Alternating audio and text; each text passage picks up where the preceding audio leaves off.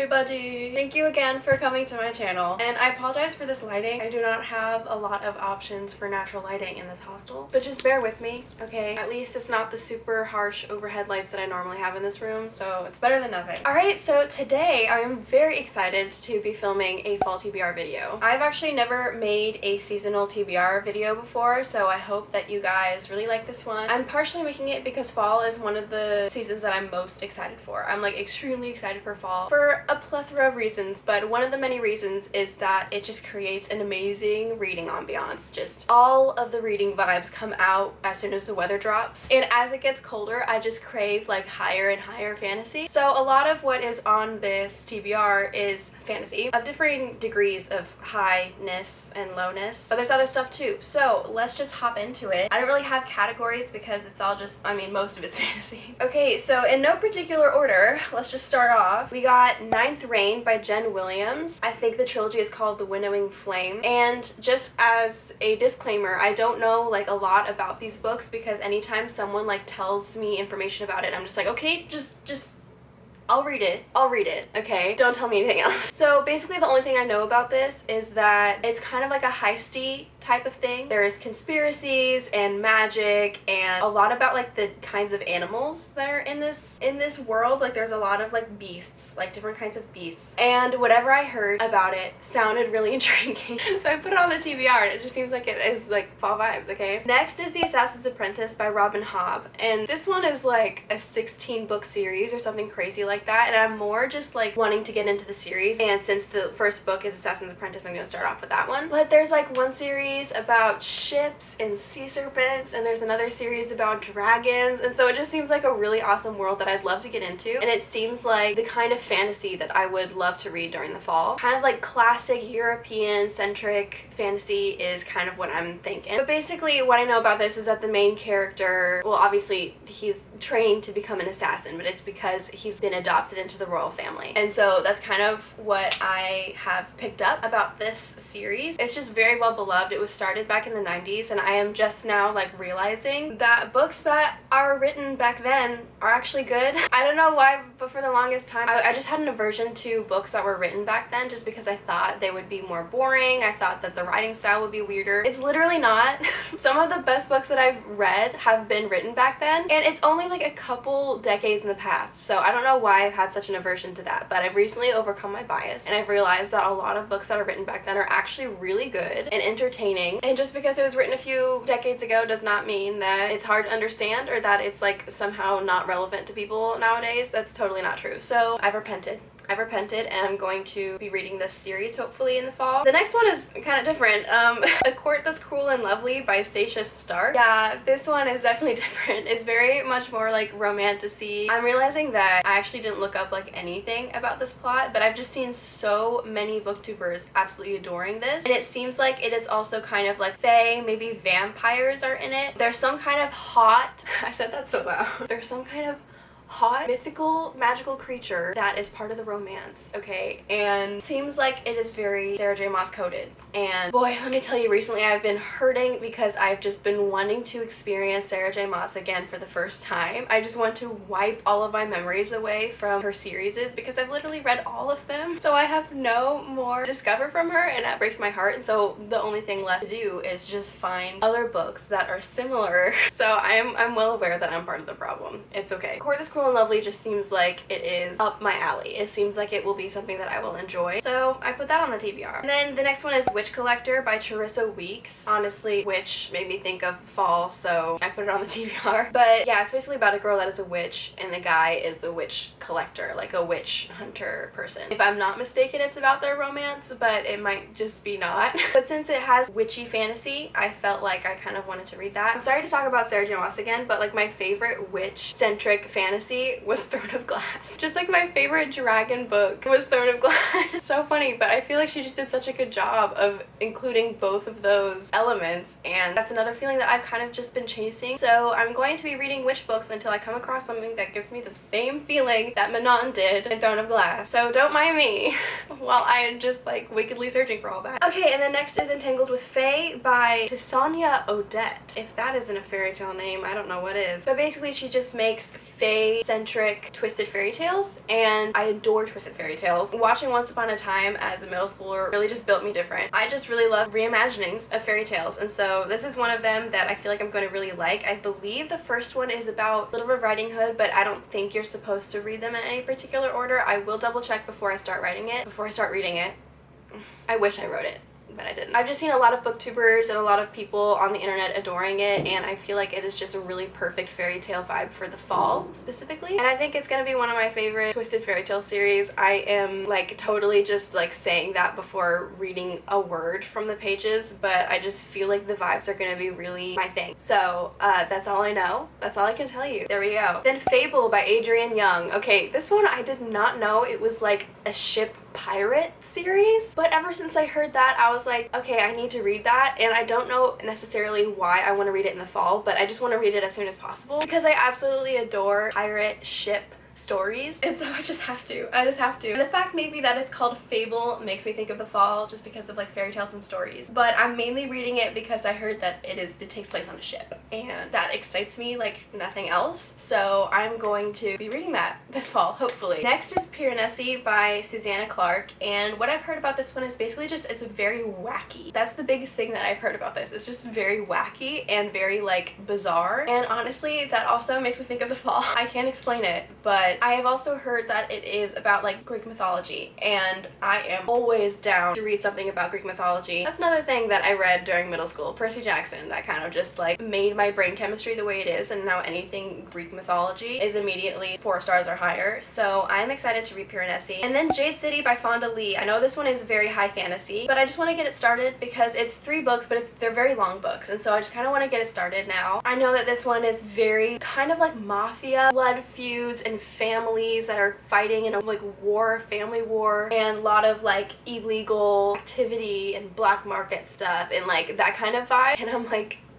yes please. So I'm really excited for this one. I love high fantasy. You obviously do have to be in the right mood for it because it takes more brain power to understand how the world works. I know this one is kind of difficult to understand, but I'm ready.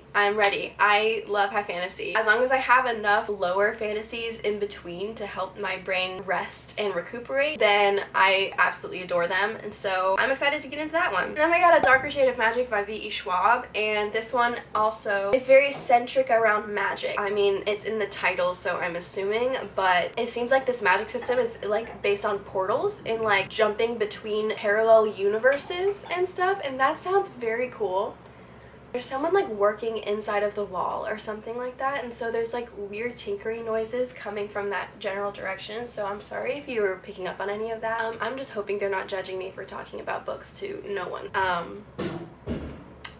Yeah, okay. Darker Shade of Magic, I know it takes place in London and it's about parallel universes, and there's some kind of slow burn romance happening also. I'm hoping V.E. Schwab doesn't let me down with this one because she's kind of hit or miss with me, so I'm hoping I like it. And then next on the docket is Scythe by Neil Shusterman. So I think this one is kind of like futuristic dystopian. I don't think it's necessarily fantasy, but it's basically what happened to the world when we conquered all the terrible things, including death, and we don't have to die, but then scythes, like the creatures known as scythes, can kill people. Like, they're the only ones that can decide who dies, and so that is just like a cool concept. I want to explore it. I want to explore it with the author. I want to go on this journey with them. That's kind of all I know, and that's all I need to know. I'm like, okay, cool, I will read that, thank you. And then we got Babel by R.F. Kuang, and this one, you know what? I've heard so much about this book, but literally everyone who reviews it uses the vaguest of terms and the vaguest of concepts to tell me what it's about. So I'm gonna do that with you too, okay? So Babel just explores the themes of colonization and what it means to a people to be recorded, and the importance of remembering history, and the importance of friendship,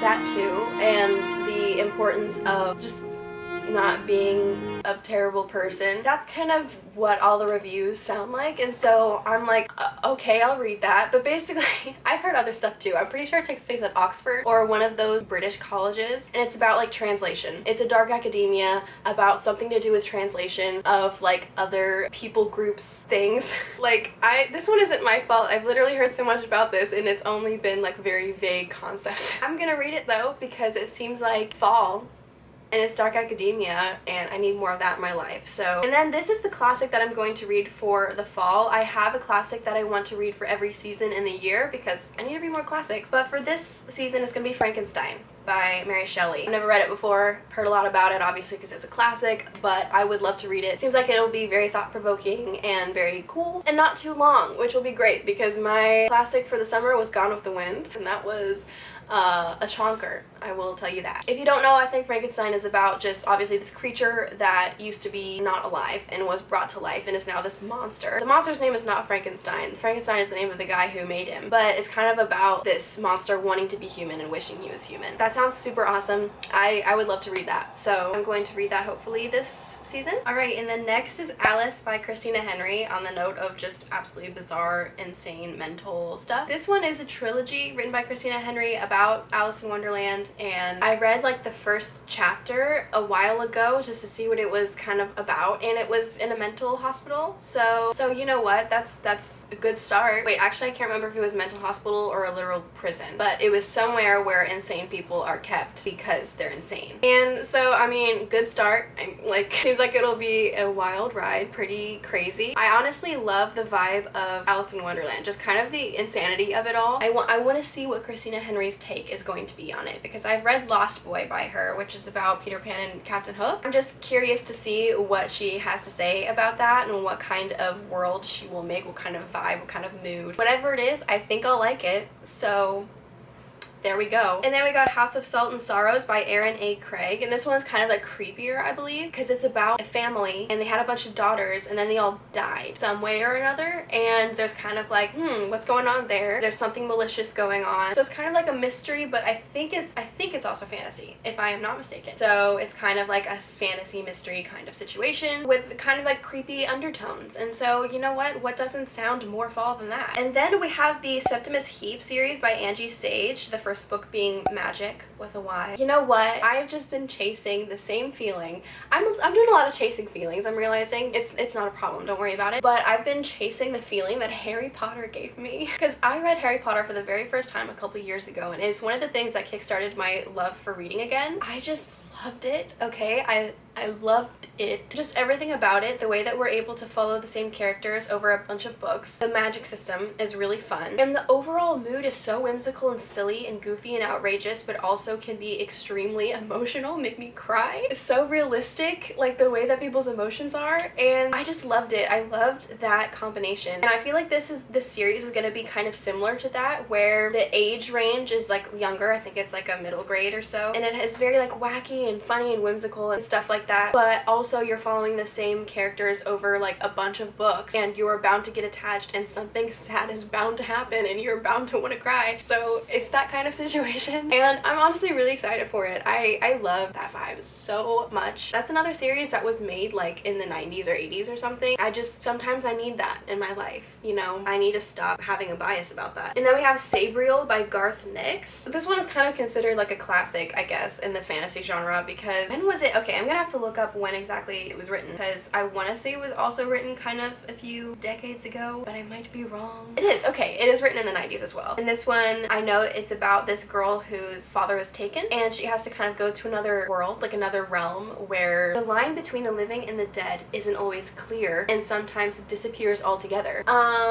So sounds cool. Sounds cool, yes, thank you. Anytime that something is like kind of a classic in the genre, I want to read it because usually it's a classic for a good reason, and all the other books that I've read that are considered a classic in the fantasy genre I've loved, so I'm really looking forward to that one. And then we have Tithe by Holly Black because I need that fae. I need the kind of fae that she writes about because I love it, and it seems like this one is going to be kind of similar fae to Cruel Prince because she's the author of Cruel Prince, but kind of creepier. That's my guess. That's what it seems like. My camera's dying. Okay, we're back. And it also seems like it's similar to Cruel Prince in that there's like a parallel fae universe with our world because it's called like a modern fairy tale is like on the cover. It's like takes place kind of in our modern world with fairies in it. And I love that. I love that for us, so I'm going to try and read that as well. And finally, If We Were Villains by M.L. Rio, another dark academia that people love to read during the fall. Let me scooch you this way because the sun is just like, man, This one I know has a lot of like Shakespeare lovers in it, and I would love to classify myself as a Shakespeare lover, but honestly the only one that I read and remembered and love to this day is Hamlet. And I loved Hamlet. I still love Hamlet. I think it's great, but I might have to brush up on my Shakespeare knowledge before reading this just so I can appreciate it. I know you don't have to know a lot about Shakespeare in order to love it, but I feel like I would love to be able to appreciate that bit of it. For Christmas, my family got me like the completed collection of Shakespeare's plays, so I might read those because honestly I think Shakespeare's great, but he's just hard to understand sometimes.